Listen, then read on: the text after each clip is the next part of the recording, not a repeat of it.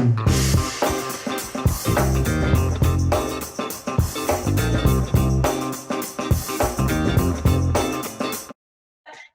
Paloma, she is currently a software engineering instructor and the student success coordinator at App Academy. Much of her work at App Academy focuses on diversity, equity, inclusion, and a lot of other initiatives around that. Prior to joining App Academy, she worked as an ethics consultant, which is really cool, helping companies to improve their equity, inclusion, and diversity strategy, which is very important, and reviewing policy and implementing structure in aid in scaling. So I'm sure she can do a better intro of herself. Hope I did her some justice. So I'm gonna pass on the mic to her. So Paloma, hello. Awesome. Thank you so much. That was an awesome intro. Hi, everyone. I am Paloma Secunda. I'm just going to go ahead and get started because I have a slide kind of introing myself and introing this talk. So if you don't mind, someone just give me a thumbs up that you can see my screen. Okay, cool. Looks good. Okay, so today we're going to talk about gamification and social justice. Social justice, obviously, because it's a social justice hackathon, and gamification because it's a super hot topic. It's really interesting, and it can help a lot when you're building out applications. So without further ado, who am I? My name is Paloma Secunda. I use she, her pronouns. I'm a bioethicist, so my educational background, my master's degree is in bioethics. I'm a software engineer, I'm a teacher, I'm an ethics consultant, and we'll talk a little bit about what that looks like, and I'm the student success coordinator. I love baking and cooking and dessert, eating all of those things, and the outdoors, which is another thing I'm going to talk about a little bit in this talk, is trying to get more people outside. So yeah, just cute photo for attention, peep my niece. Very, very sweet. Okay, awesome. So let's get right into it. What I'm going to do is I'm going to pop out the chat, and I'm also going to pop out the participants tab. If at any point you have a question, feel free to post it in the chat, or you can raise your hand in the participants tab, and I will watch both of those, and we will go from there. So without further ado, what is gamification? I'll give you a minute to read through this definition. So it's the application of typical elements of game playing, for example, point scoring, competition, rules of play, to other areas of activity, typically as an online marketing technique to encourage engagement with a product or service. So really quick, answers in the chat if you want to. Anyone have an example of gamification that they have seen recently or developed? If you're wrong, it's okay. I won't judge you. All right, cool. Quiet group. All good. So a hot topic that you might see recently in the news is social media. Social media is like massively accused of gamifying everything to the point that it's horribly addictive. So we can have lots of different opinions on that. Candy Crush, excellent example. Duolingo is a really, really good example. So Duolingo is an absolutely excellent example of gamification in the ed tech space. So yes, awesome. What is social justice? Because other topic in our talk today is justice in terms of the distribution of wealth, opportunities, and privileges within a society. So the topics in the social justice hackathon are healthcare, and wage inequality, diversity in tech, and climate change, although there are lots and lots of other social justice topics, and I'm going to talk a little bit about the health side of things today, since that's a lot of my background. Cool. So let's talk about gamification. Not at all shockingly, it turns out that people like to engage with things that are fun. If you have the option of reading a textbook or watching a really fun animated TV show, you're probably going to choose an animated TV show unless you are not that kind of person, in which case, good for you, but you're definitely in the minority. So it's awesome in that we can get people to buy into things that they might not always bought into. So we're going to start off by talking about some accidental interventions where we made a really cool game or something gamified, and it turned out to have a public health impact. And then we can kind of see how other sort of gamification things have had positive impacts on the teaching space, on the education space, on the diversity space, and things like that. So we have accidental interventions. Then we have some gamified examples, and I just pulled up a few examples so we could check out like what does gamification actually look like in the real world. And last but not least, I want to talk about the ethical implications, because I think it's important when we think about kind of the bad rap that gamification has with social media and all of those things, but when we also think about targeted marketing and all of these different ways that we can get users to engage with us more intensely for longer periods of time. And is that actually positive? So let's start right off at the beginning. And I am keeping my eye on the chat, but it looks like we're just talking about something else. If you have a question and I missed it, I'm sorry, go ahead and raise your hand. But let's answer in the chat, what was one of the most impactful public health interventions of 2016? Anyone have a guess?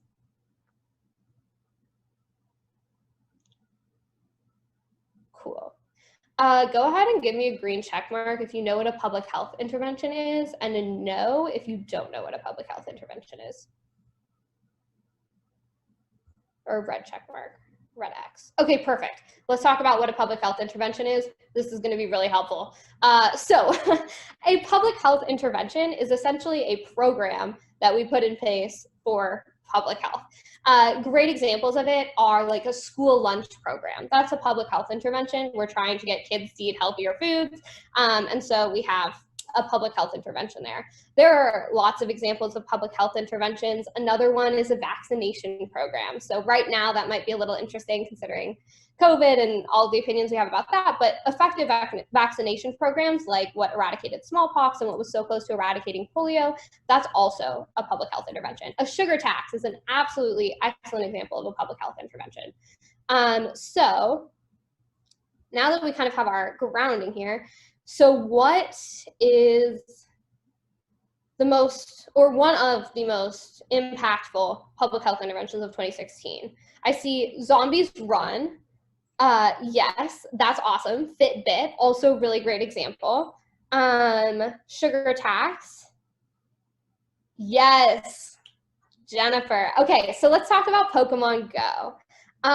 Quick, in the participants tab, go ahead, if you've played Pokemon Go, go ahead and give me a green check mark.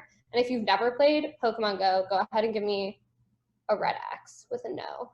Or you can answer in the chat. Okay, cool. So I see a number of people are like, yes, no, I used to. Cool. Okay, so I actually have never played Pokemon Go, but I did write my undergraduate thesis on it because I thought that this was the most fascinating thing. We created this game that was like perfectly clued in with pop culture, that had really cool cutting edge augmented reality with it, and people got outside like nobody's business. All of these communities were formed. There were awesome familial relationships, but it managed to target a group of users that public health interventions were not able to target, which is those that are largely sedentary, that don't have a ton of physical activity, kind of more introverted individuals, those that are in a higher weight bracket, so overweight or obese, and agoraphobes, so those individuals that have pretty crippling fear about being able to get outside, being able to engage in social interactions, things like that. So Pokemon Go did this amazing thing in that it was a game that was made by corporations to try and like make money essentially. And it had this awesome unintended benefit of getting a lot of people outside, physically active and interacting with each other. So huge positive social and physical benefit. So the way that that's quantified is that there was a more than 25% increase in physical activity by registered users. For those of you that have maybe ever worked in public health, that's kind of incredible. When we look at other public health interventions, we just are not that good. Despite the fact that like we really want to be, we're not great at it. So a lot of programs that are like, oh yeah, let's get kids outside and let's get adults to go play these things. Oftentimes, they're just not that fun. They're things that might engage someone for a little bit, but you don't have long-term engagement, and it feels like a chore. People are like, I'm gonna go be physically active for health. And some people that works really well. They're like, awesome, I wanna be healthy, I'm gonna go run around. For others, like me, I don't want to go on a run. That is not something that is fun for me. But I definitely like games. I definitely like hanging out with other people, so this is awesome. It improved social interactions, and then it accessed this diverse population. We saw that Pokemon Go pretty much accessed people across the board. So if you had a smartphone, this was accessible to you. And we saw huge racial, different demographics were involved in it. We saw huge age demographics. So there were grandparents that were playing with their grandchildren that were toddlers. So it was really able to impact just a humongous group of people. Super exciting. Awesome. One sec, I just want to make sure. Okay, cool. No one's raised their hand. If you do raise a hand, let me know. Okay, cool. So when things are made as games, there's increased engagement, which I think we can all get on board with. Makes logical sense. So does anyone, answers in the chat, know what this game is on the right-hand side? I assume we're all developers, so maybe one of you has played this game before. Right here, this image. Any guesses?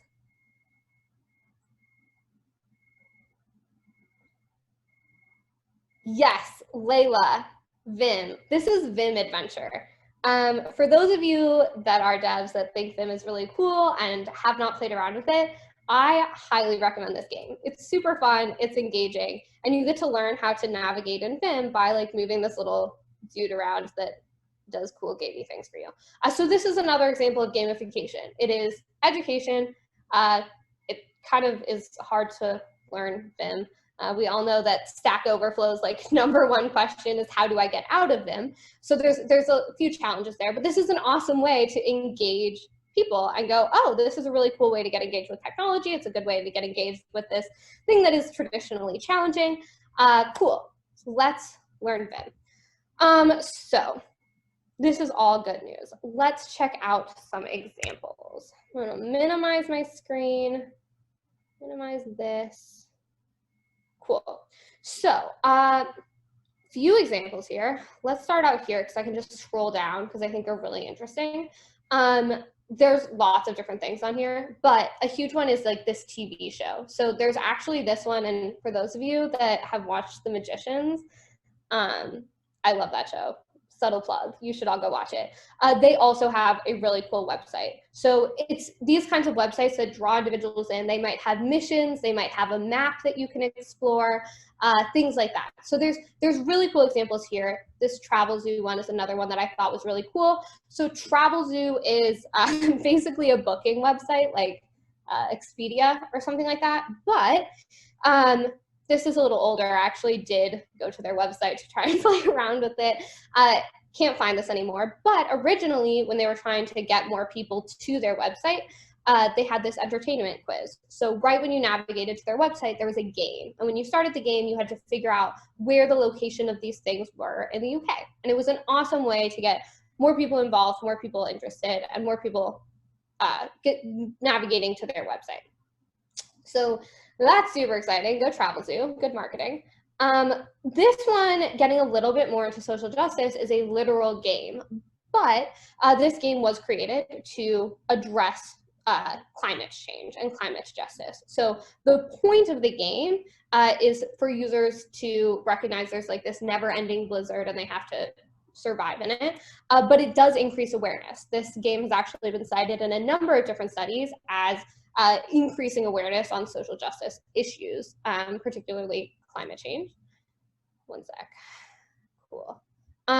So this is another one. This is a war video game, but instead of playing a soldier, you play a civilian. So it's a wildly different take on the traditional war game, but from a social justice lens, it provides a lot of really necessary information and awareness of what it is like to be a civilian in a war zone.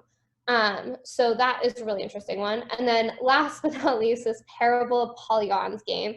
This is actually an interesting game that's about diversity. So you can see you're dragging and dropping, and the polygons would like to be in a diverse group. And so the whole point of the game, and it gets more and more complex, is to diversify evenly out the way that these images look. So those are some cool examples of gamification. Some of them are on websites that are just gamified, and some of them are literal games to address a specific issue.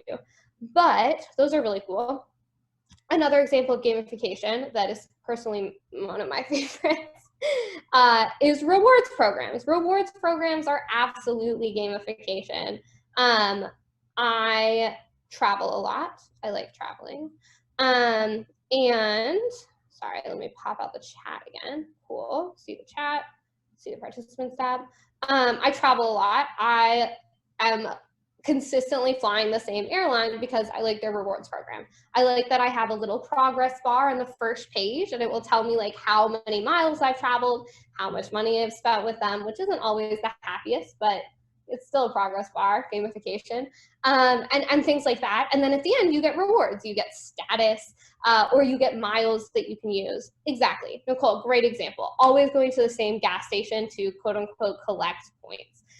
There's some other really interesting ones that we can talk about a little bit later, but gamification is everywhere. And it is a tried and true program that companies use to get us to increasingly engage and really to build loyalty. Dunkin' Donuts app, yes. Okay, cool. So we've talked about the positives of gamification. It's kind of fun. And from a company perspective, it's a great financial decision. You know, people are engaging with you, people will stay loyal to you, people might spend more time interacting with your product. So all makes sense there, but it's not always the best. So we can talk a little bit about addiction. Go ahead and give me a green check mark if you think that social media is addicting. And give me a red X or a no in the participants tab if you're like, no, social media isn't addicting. These people just don't know what they're talking about. All right, cool. I see okay, I see a few green check marks. We're getting there. I see some answers in the chat. Yes, absolutely addicting. All right, cool. Answers in the chat, because I just saw one from Jennifer. What is it that makes social media so addicting? Infinite scrolling. Yes, absolutely a contributing factor. You get lost. There's no way for you to stop. Other examples. What else makes social media so addicting? Likes and views. Yes, you get badges. You are essentially competing for something. You're competing for the most likes on a picture, the most followers, things like that. Distraction, short form content. Yes, absolutely. So all of these different things are contributing to the fact that we are addicted to social media. There are arguments in both directions. I think that it's really interesting to talk about the way that our brain chemistry all exists, but from a gamification perspective, social media is set up for us to be addicted to it. That is why we get these little badge alerts so frequently that draw us back in. It's why we display numbers for like how many likes did you get, how many loves, how many different reactions, how many followers, everything like that. And exactly, the most eye-catching things are getting spread and reinforced. Another thing that's really interesting on social media is in gamification a lot, we talk about this idea of a leaderboard, a publicized leaderboard. Social media has that. It doesn't have your like classic vision of a leaderboard with like, oh, this person has the highest score in Pac-Man, this person has the second, but it does have, this person has the most followers, this person has the most liked picture, all sorts of things like that. And if you actually go and you're checking out on Instagram or something like that, you can rank by the number of followers that an individual has, like how popular are they on social media? And that's how we get to influencers. It's totally gamified. So that's awesome, obviously. For the companies, maybe less awesome for society and social norms, but we can talk about that in a bit. Another kind of ethical consideration here is focus. So answers in the chat. Do we want to be a society that's really comfortable with short spurts of information and kind of needs things to be gamified to maintain attention? Or do we want to be a society that does not require like flashy engagement in order to focus on something? It's totally fine to be on either side. I think that there's really valid arguments on both sides. Okay, I see one argument for both. I see two arguments for both. Okay, I see an argument for the latter. We don't want things to always be flashy. I think we should have a mix. I like the flashy. Yeah, absolutely. So we're really on both sides of this when it comes to something like social media and engagement there. Let's twist this a little bit. What about in terms of education? in terms of education, do we want kids and students to learn from like reading through things, long-term focus, or do we want them to learn from like short, sweet, interesting videos, games, things like that? Okay, I see a lot of both. Cool. Okay, awesome. So we're kind of on both sides of this. We think that there should be some fun, quick, flashy things. It's a balance. And we also think there is merit to being able to sit down and read a long article or read a book or read a textbook and not have it be snappy engagement all the time. So the last thing that I want to talk about is manipulation. And this is a really interesting one. So I'll start by talking about it from a bioethics standpoint. Something that we talk about in bioethics is prescription drugs and prescription medications, and how much we can target individuals and basically create health problems that are legitimate health problems, but we can just put a name on it, and then we can sell drugs for these certain things. So that's one thing. We can convince individuals and societies that we need drugs for things, some of which we definitely need drugs for, and some of which, if you look at who gets prescribed things and who gets diagnosed with things across multiple different societies, you begin to go, okay, maybe we don't need quite that much for this particular issue. So that's one way that we can manipulate consumers. But other ways that we can manipulate consumers is with advertising. So advertising has gotten so incredibly effective now. You will think of something and I swear the next day you see an ad for the Amazon product. It's unbelievable. So that's one way. You're quicker to buy with ease. The more accessible we can make things in front of you be, the more likely you are to purchase that product. And last but not least, a really interesting one is information. We as a society are very good at providing information echo chambers. We are able to make information and ideas gamified, short, fun to participate in, accessible, and as a result, we can get huge buy-in for really interesting ideas on both sides of different things. So what do we think about this? What do we think? Do we think that there is a manipulation risk to gamifying, in particular our information sources? Is there a manipulation risk to gamifying our information sources? Okay, I see 2 yeses. I see a yes with a question mark. Okay, cool. Yeah, so that's the point. That's 100%. Yeah, Robinhood is an awesome example of something that's gamified. Cool. Okay, so we're all kind of like, there's some questionable ethical things here when it comes to how we provide our information. Maybe we should have more structure around that. Maybe some things should be allowed to be gamified and some things should not. Cool. So this gets us to the second part of this discussion, which is it good? Like, should we be using gamification? Ultimately, at the end of the day, as a society, and then we're going to look at, should we be using gamification for what we're doing now? Should we be using gamification to increase engagement and buy-in and participation for social good, for social justice initiatives? So we'll talk about the fact that it increases engagement, and unfortunately, social justice initiatives have a lot less engagement than other things that exist in our society and in our world. Cost. Overall, can we justify the cost of gamification? Is the payout in terms of engagement or in terms of loyalty and things like that, is that worth the upfront cost of actually building out gamified products and processes? And then lastly is perspective. Is this how we want to engage our users and expand perspectives? Cool, so let's start talking about gamification. I put some examples here of things that we've talked about. One is awards, so like badges, notifications, things like that.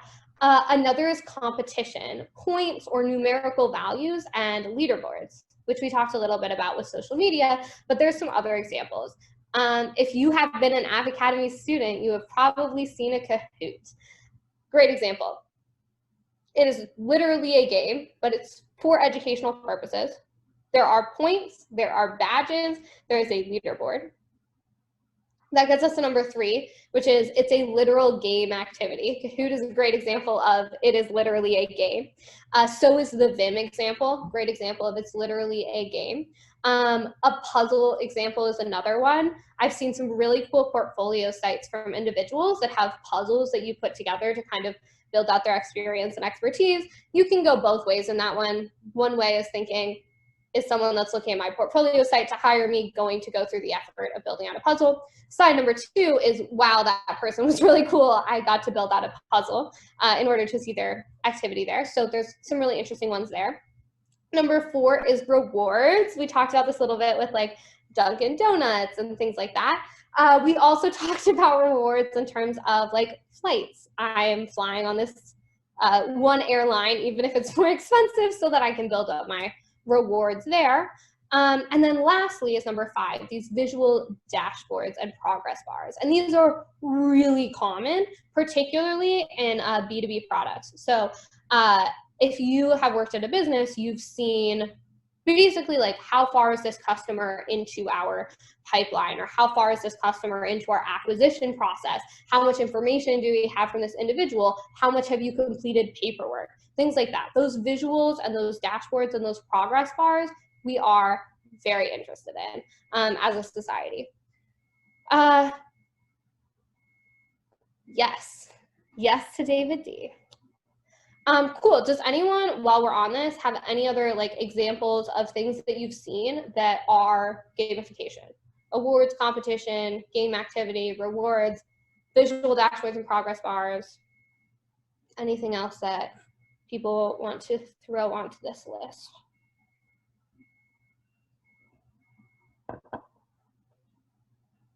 All right. Cool. Let's go on then. All right, so let's talk about the cost. This is astonishing growth if we look at this. In 2005, gamification was like, oh, it's kind of an idea. In 2010, it was like $1 billion market. Currently, as of 2020, it's a $9.1 billion market to gamify products and gamification. And it's estimated that in the next 5 years, this is going to more than triple. It's going to be worth $30.7 billion, which is kind of very large. So I think that we can all acknowledge that there's something going on here, and people are really interested in it. And it's not just marketing companies that are interested in it.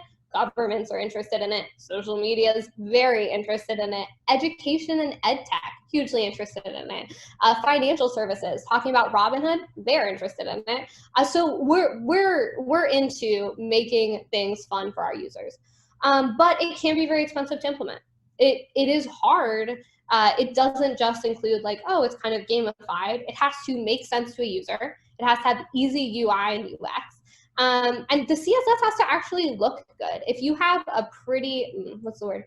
Janky. I'm gonna use janky. If you have a janky looking progress bar, your user is gonna be like, all right, it's cool. I kind of care about my progress. If you have a really cool progress bar that like, when it moves up, maybe there's like a visual effect and like little fireworks shoot off or something like that, that's giving your user a dopamine hit. Your user is like, I want to move that progress bar along.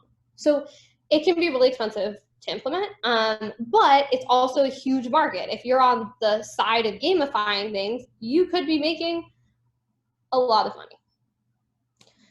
So what does this mean for you as developers, as participants, as individuals that are actually building out products, and particularly in this hackathon when we're building out these social justice oriented products? Let's talk about it. Cool. So I have a few questions. We will answer in the chat, or if you want, you can raise your hand and unmute. But I always think that it's really important after a topic like this to bring in different perspectives and to kind of think through things out loud. So feel free to answer in the chat or raise your hand.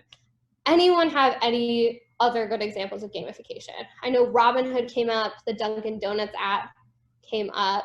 I think the Starbucks app. It's a good example. They give you like free coffee, which is always exciting. But anything else? Any other good examples we have for gamification?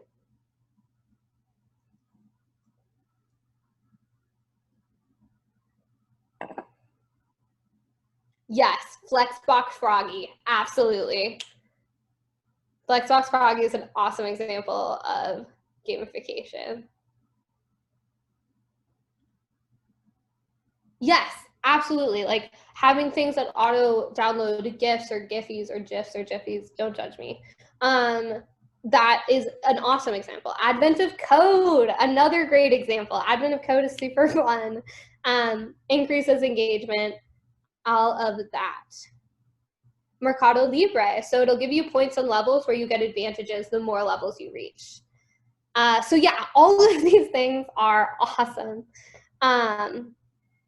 Hacker Rank, Code Wars, yes, Hacker Rank and Code Wars. You get to see how you stack up to other people, which is always fun and entertaining. So yeah, there's a lot of different options here. From the healthcare perspective, there's actually also some really interesting options. Sometimes your gym will have like an app and you can see like how many classes did I do this month and things like that.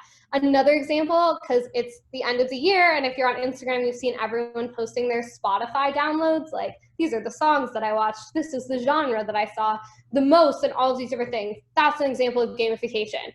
I don't really use Spotify, and I still went through the process of looking at all of those interesting things. The Forest app. Sweet, sweet. So yeah, there's a lot of different examples here. From the ed tech space, there was a game that probably went around like 3 months ago where you like grew a child or something like that. When I was teaching anatomy and physiology, there's really cool games where you build out humans. You like put all of the bones in the right places. Yeah, you grew a child. It's I'll send out the link for it so that I seem less insane.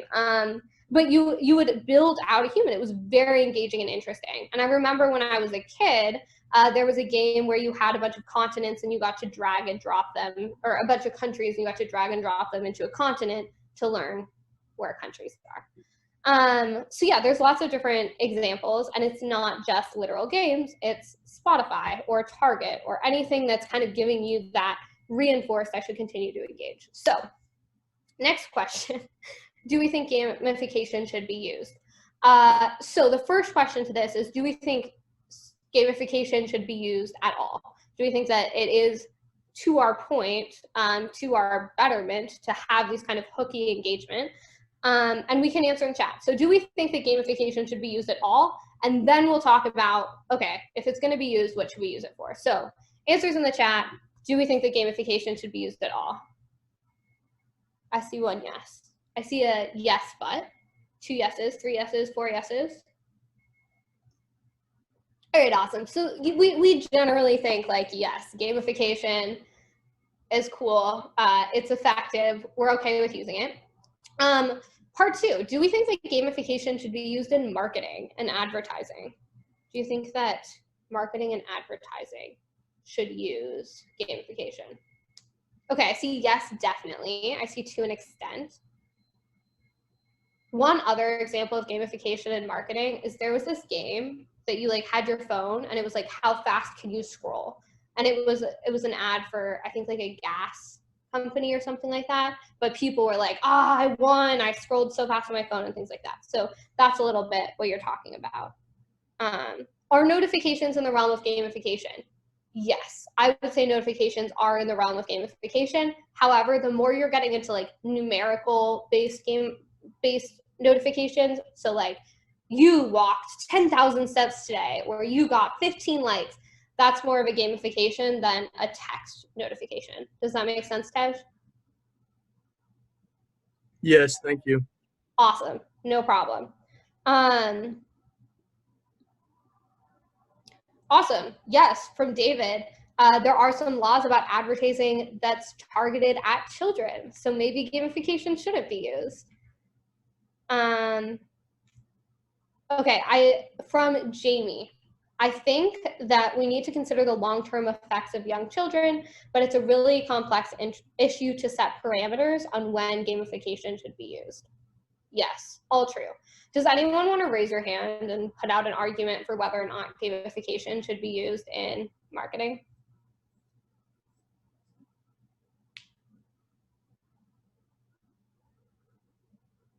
Ben, brave Ben. All right, go for it.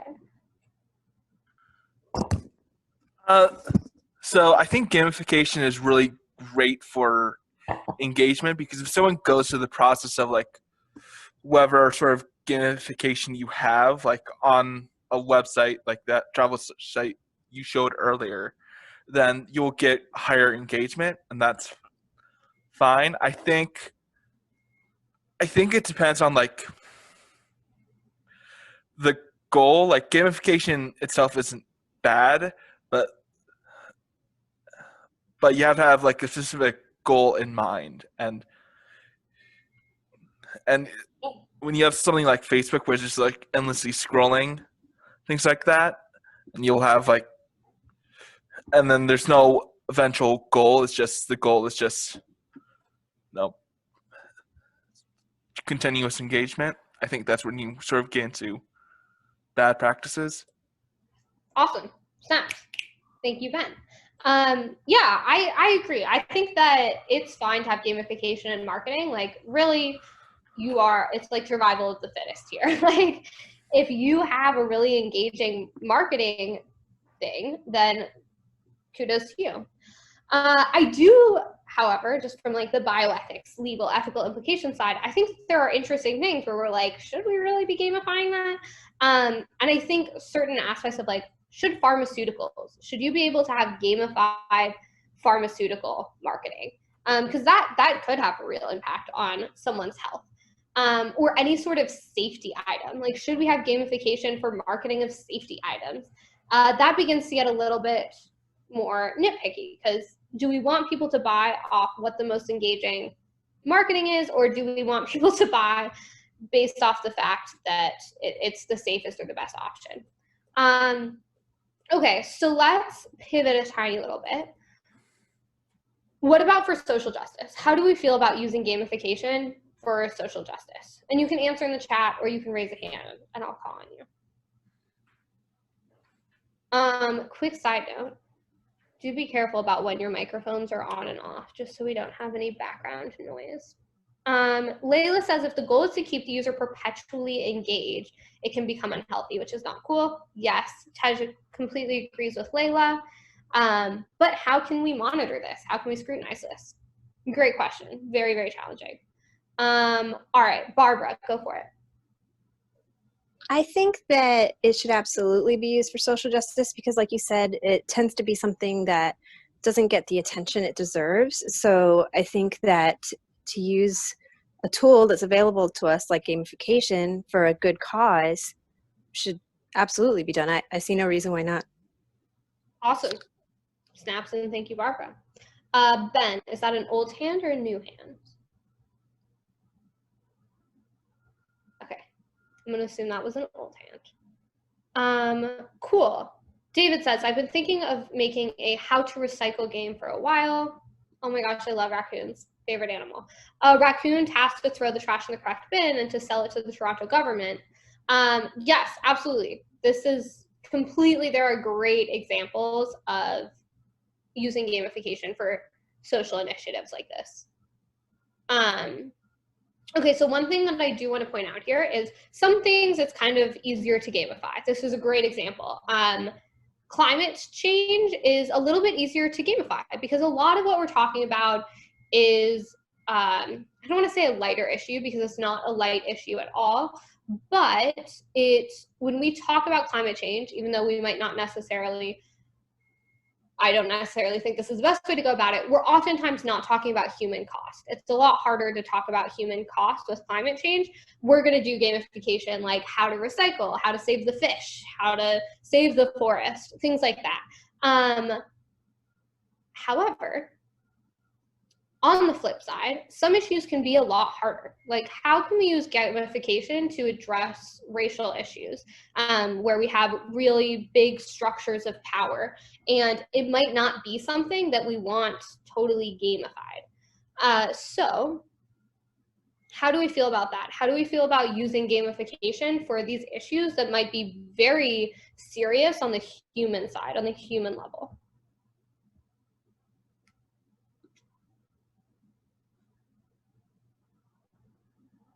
Tej, go for it. I think when it deals with social justice or real world issues, that it's a bit difficult to add the gamification aspect. I feel like it can maybe make it a bit cheesy and less professional. So I feel like you have to do things in a very subtle way. Snaps, yes, I completely agree. Anyone else have anything to share on this one? Barbara, go for it. I agree that it should be subtle maybe, but I think as long as you're respectful and that you're involving people who are affected by this issue in the decision process and in the design of the gamification, and being respectful and listening to their opinions, not just as an outsider, you know, deciding what's respectful or not respectful, I think that it would be worth the time and effort to do that. As long as you listen, and then as it's released, if there's feedback, really, you know, keep up with the feedback, right? Because it can turn cheesy, or even worse, it could turn disrespectful very quickly. Awesome. Snaps. Yes, I completely agree with Barbara. I think that when we look at gamification, those individuals that are doing gamification incredibly well right now are like very wealthy companies, which also are not the best when it comes to social justice. Just as a general rule, we have some examples on both sides, but your super wealthy corporation is not usually the social justice leader. So when it comes to how are we going to use gamification with these things, it is really important to make sure that you have the right kind of engagement for whatever issue you're working on. Sweet. Snap, totally agree with that. Follow-up question to this, is there any last points that people would like to share on when you think we should use gamification before we move on to this third question of how can we build gamification into our projects so that people stay around longer, are more engaged and more interested? Okay, awesome. I see nothing else. So let's move on. What are some elements of gamification that you can use in projects that you build? You can answer in the chat or you can raise a hand.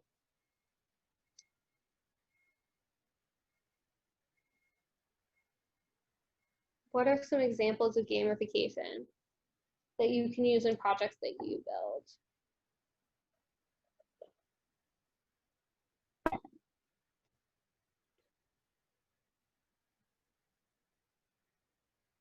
Badges. Yeah, absolutely. Badges are a great one. Or allowing individuals to like upload their own icons or photos. Point systems. Yes, totally. We can use point systems. Visibility leaderboards. Yes, absolutely. Leaderboards are an awesome choice there. Loot boxes. Seth, do you want to tell me what a loot box is? Yeah, a loot box is a pack of something that you use to buy with currency, whether it's real or in-game currency, to unlock stuff inside of your game. Awesome. Yeah, snaps and thank you to Seth. We can use loot boxes.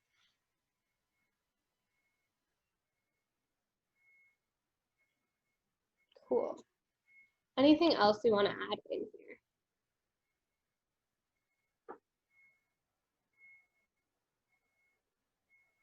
Tej, go for it. Something like when Seth said loot boxes, it reminded me of like a concept of a mystery box. It gives you the excitement, and there's a website that for each, I've seen apps and websites for each consecutive day that you log on to the app, they give you some type of advantage or some type of reward. Awesome. Yes, absolutely. We can do that. Streets. Yes. Streets. And we can actually use this. I mean, we can use it on the app that we're building for a social justice hackathon. We can also use it on personal portfolio sites. We can use this on wherever we end up working. But all of these things that make someone go, oh, I remember that website. That website had insert really cool thing here. Even things as small as like really funky CSS where you feel like you've won something when you scroll down to the bottom of a page, that is gamification. That when the person scrolls down to the bottom of the page, they're like, oh, that was so exciting. That's so interesting that I will remember that. Awesome. Any other examples of some elements that we can use of gamification and things that we build out?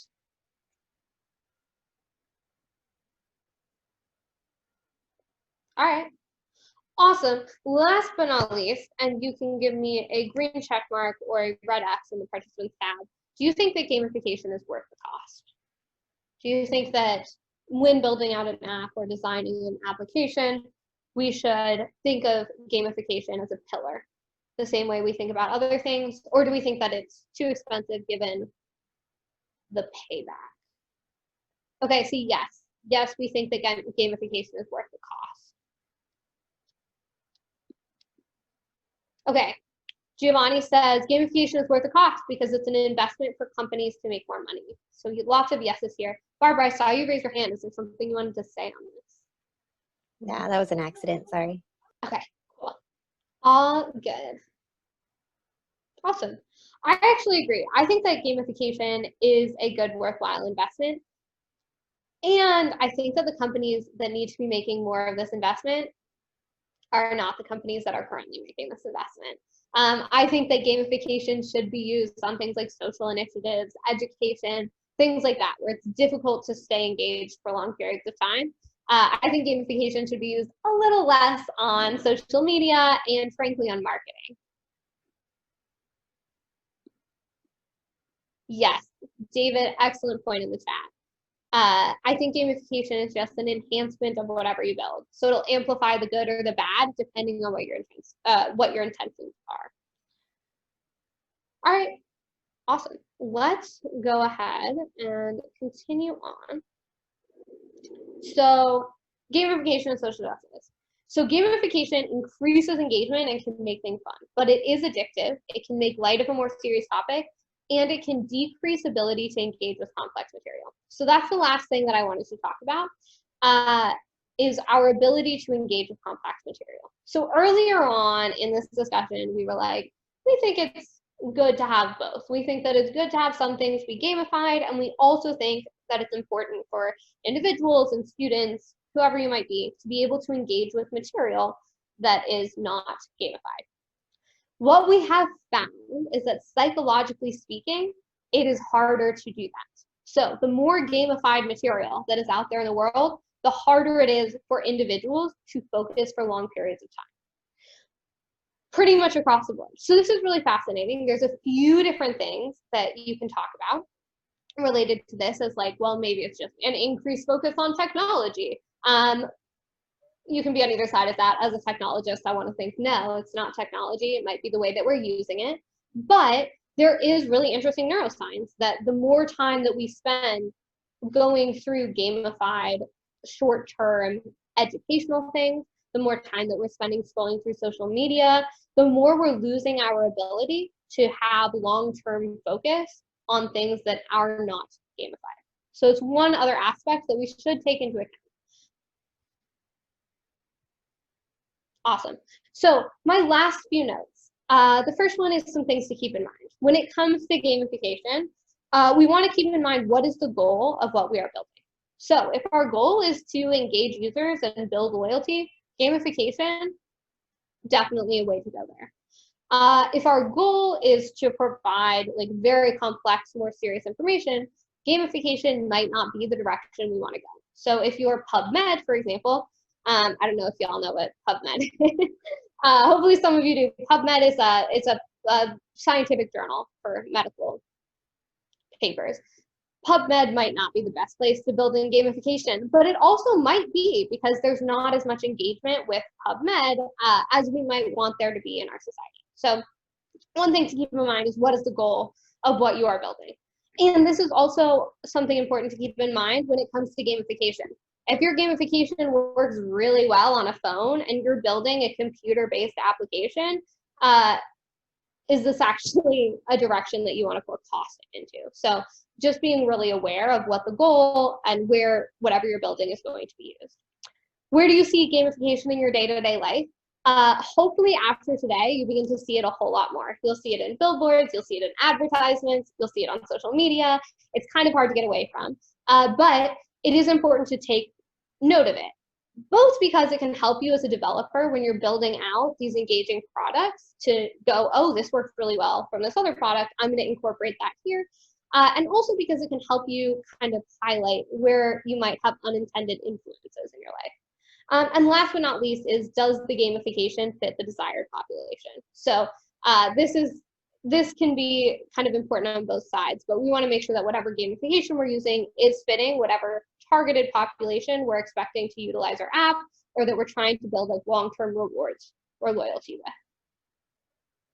Awesome. So that is all I have for you. I cannot wait to see what you build in this social justice hackathon.